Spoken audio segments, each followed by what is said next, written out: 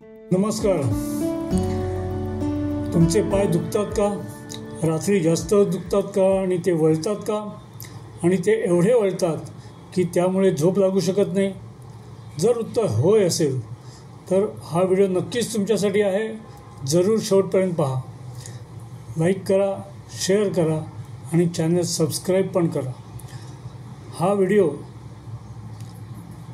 Dentist, शिक्षक, प्राध्यापक आणि ते सेल्समन जे दारोदारी जाऊन खाद्यपदार्थ आणि विविध वस्तूंची विक्री करतात.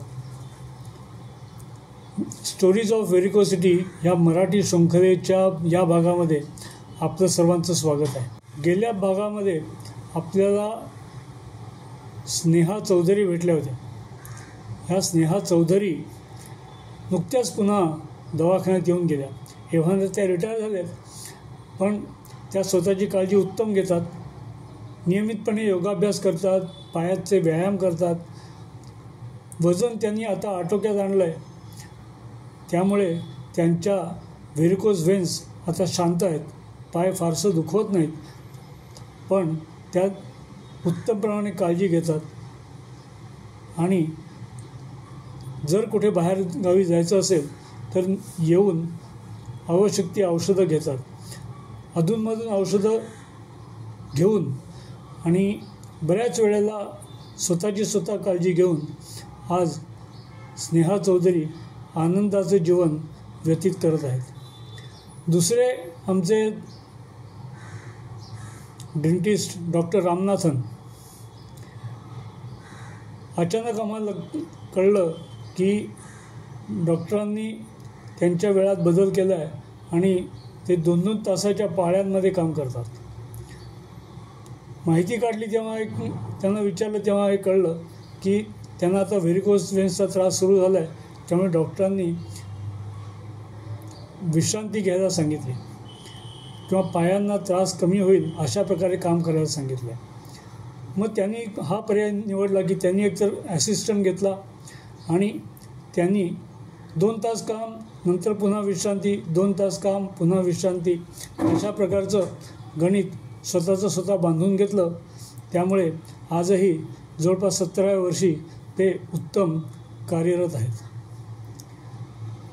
थोडक्यात हा जो व्हेरिकोसिटी हा विषय जो आहे हा नियंत्रित ठेवला, हा विकार नियंत्रित ठेवला तर जीवन चांगल्या प्रकारे व्यतीत करता येतं आणि सुखाचं जीवन घालवता येतं. पण तेच जर तुम्ही लक्ष दिलं नाही तर ते तुमचं जीवन नरक करण्यास समर्थ आहे, हे विसरू नका. पायाला विश्रांती देणं, पाय वर ठेवणं, आपल्या हृदयाच्या झोपताना आपल्या हृदयाच्या लेवलच्या वरती आणि बसलेले असताना आपल्या सीटच्या लेवलच्या वरती, असं जर तुम्ही पाय उंचावून ठेवलेत, पायाला इलॅस्टिकेट बँडेज किंवा स्टॉकिंग्स घातलं, ते कसं निवडायचं ते तुमचे डॉक्टर तुम्हाला सांगतील. किंवा पुढे आपण व्हिडिओ ज्यावेळेला आपण नवीन पुढचा व्हिडिओ करू त्यावेळेला त्याच्यामध्ये ही माहिती येईल. तेव्हा तुम्ही हा चॅनल सबस्क्राईब करा, रेग्युलर कनेक्टेड राहा, म्हणजे ही सगळी माहिती तुम्हाला मिळत राहील. त्यामुळे स्टॉकिंग्स घालणं, इलॅस्टिकेट बँडेज बांधणं ह्या गोष्टी आपल्या रोजच्या व्यवहारात यायला पाहिजेत. बाकीचे कपडे घालणं आणि बाकीचे गोष्टी आपल्या जशा जीवनामध्ये असतात त्याच प्रकारे यांना स्वीकारायला हवं. त्यामुळे व्हेरिकोज व्हेन्सचं आजार, विकार हा उत्तमपणे नियंत्रित राहण्यास मदत होते. दुसरी गोष्ट म्हणजे आपलं वजन आटोक्यात ठेवायला पाहिजे.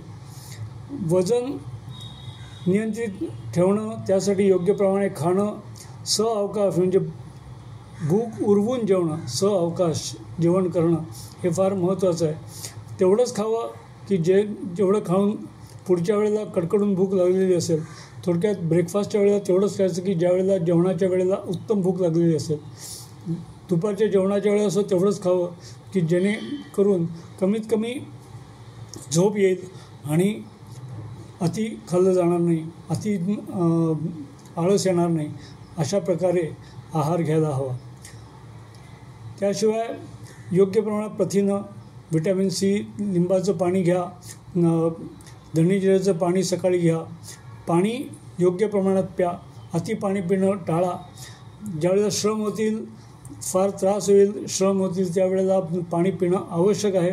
त्यावेळेला आवश्यक ते पाणी नक्कीच प्या, पण पाणी प्यायचंच म्हणून अनावश्यक पाणी पिऊ नका.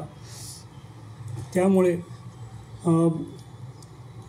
शरीरामधलं पाण्याचं प्रमाण मर्यादित राहून व्हेरिकोज वेन्ससारख्या गोष्टींना खत पाणी घालणं होणार नाही.